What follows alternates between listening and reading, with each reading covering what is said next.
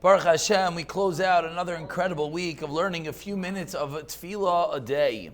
Yesterday we concluded with Rav Shimshon Pincus's encouraging words, how he taught us that if we were to know the gamut of tefillah, the different moving parts of tefillah, it would have become so sweet, sweet as nectar. And he taught us that there's a sakana, to be careful, that you're going to love davening so much, you're not going to learn any Torah. And as we said yesterday, halavai, we should be at such a level that should be our problem. But Rav Shimshon Pincus concludes the piece from yesterday and he says, so what do we have to do? We have to set aside a few minutes every day to increase that cheshek, that desire, that it's lahavos, that passion for davening. And hopefully, many have commented, and hopefully will continue, that the few minutes that we do spend a day, certainly in the smallest of ways, is moving us a little bit by bit, to appreciate what davening is and to understand it, thereby increase our kavana and elevate our tefillos.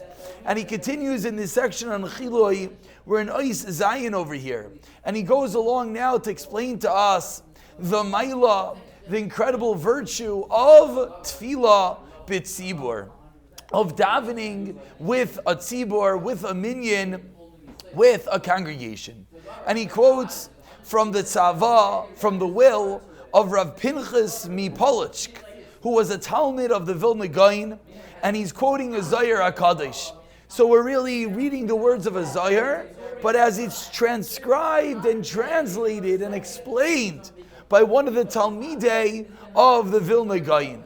And he asks the basic question, why was Yaakov Avinu, we had this 2 weeks ago in Parshas Vayishlach, why was Yaakov afraid? What was he afraid about? Yaakov Avinu, who is the choicest of the Avos, the Bechir of the Avos, he who is engraved on Hashem's heavenly throne, the Kisei HaKavod, why is he afraid? And he explains his pshat, says the Zayar, the reason was because Haya Levadai, he was by himself. And a tefillah by oneself does not have the same power as we're about to see as a tefillah b'tzibur, and therefore, regardless of how incredible Yaakov Avinu, the choicest of all the avos, we can't fathom what those words mean. He still was not reliant on his own tefillah because of the very fact that it was a tefillah of levadai. It wasn't with the minyan, the quorum of men. And the question that we at this point wonder is, Yaakov Avinu, he needs little me maybe to be davening with him? Imagine we're sitting by Rav Chaim Kanievsky, so his tefillah by itself is not enough. But if I'm pulled in as the 10th man, all of a sudden his tefillah is better. How can we understand that? Says Rav Pinchas Mipolotsk, explaining the Zohar HaKadosh, very simply, of course, very deeply and esoterically, but we'll explain it the way that we can understand. He says that every tefillah is a different color, a different hue.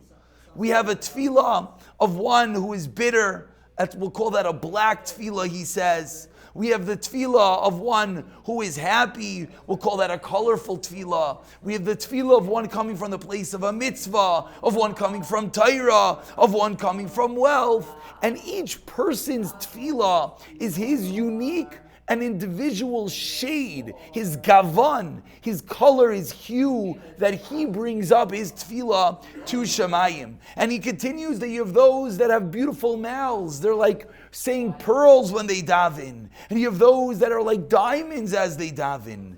And all these different colors combine, says the Zohar HaKadosh, with the minyan to create the crown for HaKadosh Baruch Hu.